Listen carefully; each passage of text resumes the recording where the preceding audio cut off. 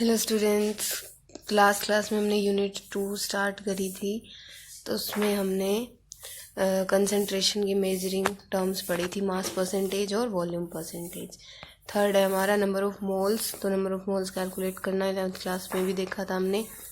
क्या फॉर्मूला होता है? Given mass by molar mass. ठीक है, तो गिवन मास क्या होता है? गिवन मास होता है जो भी जिस भी सोल्यूट या सोलवेंट का हमें नंबर ऑफ मोल्स कैलकुलेट करना है, उसका जो दिया हुआ मास होता है वो होता है गिवन मास। और मोलर मास जो उसके फॉर्मूले से हम जो उसका मास कैलकुलेट करते हैं वो होता है उसका मोलर मास। ठीक है, तो देखो न्यूमेरिकल की हेल्प से इसको देख लेते हैं। Calculate the number of moles in 5 gram NaOH। तो हमें 5 ग्राम NaOH में नंबर ऑफ मोल्स कैलकुलेट करने हैं। तो ये जो 5 ग्राम है ये क्या है? इसका दिया हुआ मास है। तो गिवन मास कितना हो गया? 5 ग्राम। और मोलर मास जो इसका फॉर्मूला है NaOH, उससे कैलकुलेट करेंगे। तो NaOH, तो Na का 23, ऑक्सीजन का कितना होता है मोलर मास? 16, हाइड्रोजन का 1। तो सारे को हम ऐड कर लेते हैं तो कितना आ जाएगा? 24, 25, 30, 40। ठीक है, तो ये मोलर मास कितना आ जाएगा? 40 ग्राम। तो हम इसके नंबर ऑफ मोल्स कैलकुलेट करेंगे। तो गिवन मास उसको शॉर्ट में लिख लेते हैं अपॉन में मोलर मास। तो गिवन मास कितना था? 5 और मोलर मास कितना है? 40। ठीक है, इसको काट लेते हैं तो 1/8 जो है इसके नंबर ऑफ मोल्स आ जाएंगे। ठीक है, ऐसे ही यह है 11 ग्राम CO2। तो 11 ग्राम CO2 में गिवन मास कितना है? 11 ग्राम। और मोलर मास हम CO2 का कैलकुलेट कर लेंगे। कार्बन का कितना होता है? 12, ऑक्सीजन का 16 और 2 ऑक्सीजन है तो 16 को 2 से मल्टीप्लाई करेंगे तो कितना आ जाएगा? 12 + 16 दूनी 32। तो ये हमारे पास आ जाएगा 44 ग्राम। ठीक है, तो नंबर ऑफ मोल्स निकालेंगे given mass by molar mass. तो गिवन मास कितना है? 11 और मोलर मास हमने निकाला कितना था? 44। इसको काट लेंगे तो हमारे नंबर ऑफ मोल्स कितने आ जाएंगे? 1/4। ठीक है, तो ये है हमारे नंबर ऑफ मोल्स। ठीक है, नंबर ऑफ मोल्स को हम N से रिप्रेजेंट करते हैं।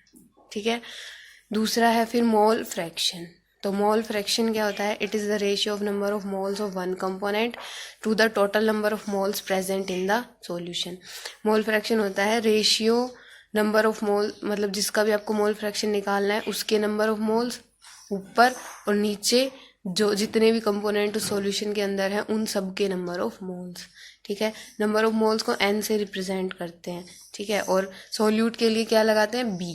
ठीक है, पिछली क्लास में बताया था सॉल्यूट के लिए B लगाएंगे, B से डिनोट करेंगे और सॉल्वेंट को A से डिनोट करेंगे और नंबर ऑफ मोल्स को N से। ठीक है, तो देखो मोल फ्रैक्शन निकालने के लिए जैसे जिस भी कंपोनेंट का निकालना है, मान लो हम सॉल्यूट का निकाल रहे हैं तो मोल फ्रैक्शन को डिनोट करते हैं X से और B यानी सॉल्यूट के लिए। तो XB का क्या मतलब हो जाएगा? XB क्या रिप्रेजेंट कर रहा है? Mole fraction of solute. ठीक है, X तो जो है वो मोल फ्रैक्शन को डिनोट करेगा और B का मतलब सॉल्यूट। तो XB क्या हो जाएगा? Mole fraction of solute. और मोल फ्रैक्शन जिस भी कंपोनेंट का निकालना है उसके नंबर ऑफ मोल्स ऊपर।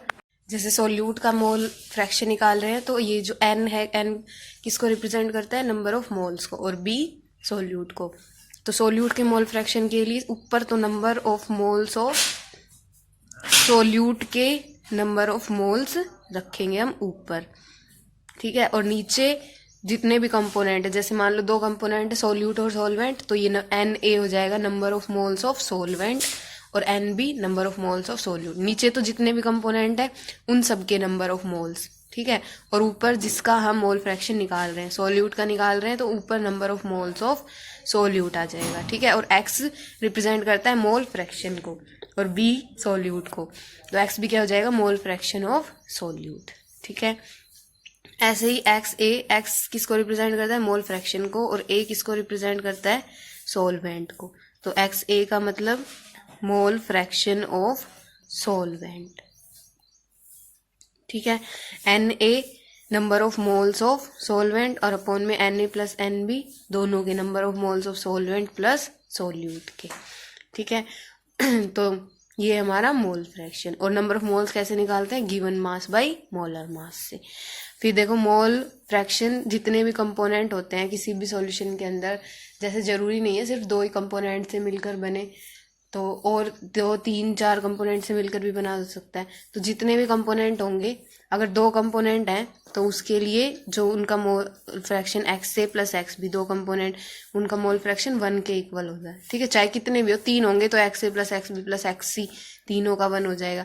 तो जितने भी कंपोनेंट्स किसी सॉल्यूशन के अंदर होंगे उन सब के मोल फ्रैक्शन का सम 1 के बराबर होता है। ठीक है, तो मान लो जैसे एक्स ए एक्स बी हमने कैलकुलेट कर लिया और एक्स ए हमें चाहिए, तो एक्स बी को 1 में से माइनस कर देंगे तो हमारे पास एक्स ए आ जाएगा। तो फिर हम एक का मोल फ्रैक्शन निकाल के दूसरे का 1 में से माइनस कर दें तो हमारे पास दूसरे का मोल फ्रैक्शन आ जाएगा। ठीक है, तो देखो इसको न्यूमेरिकल की हेल्प से समझ लेते हैं। A solution is prepared by adding 60 gram of methyl alcohol to and 20 gram of water. कि हम 60 ग्राम किसका, मिथाइल अल्कोहल का CH3OH को ऐड कर रहे हैं किसमें, 120 ग्राम वाटर के अंदर। ठीक है, और एक सॉल्यूशन प्रिपेयर हो रहा है। तो हमें बताना है मोल फ्रैक्शन मिथेनॉल और वाटर दोनों के। ठीक है, तो देखो ये जो इनका दिया हुआ है मास, ये तो क्या है, गिवन मास। गिवन मास, और देखो जो कम क्वांटिटी में होता है वो क्या होता है, सोल्यूट। तो गिवन मास ऑफ सोल्यूट है ये कितना है, 60 ग्राम। और जो गिवन मास होता है ना उसको हम W से रिप्रेजेंट करते हैं, और सोल्यूट का है तो B उसके साथ लगा देंगे। और मोलर मास कितना आ जाएगा सोल्यूट का, मोलर मास को हम रिप्रेजेंट करते हैं M से, और सोल्यूट का है तो B लगा देंगे। ठीक है, मोलर मास कैलकुलेट कर लो। CH3OH का, कार्बन का 12, हाइड्रोजन का 1 और 3 हाइड्रोजन है तो 3, ऑक्सीजन का 16, हाइड्रोजन का 1। तो ये सारा टोटल कितना हो जाएगा,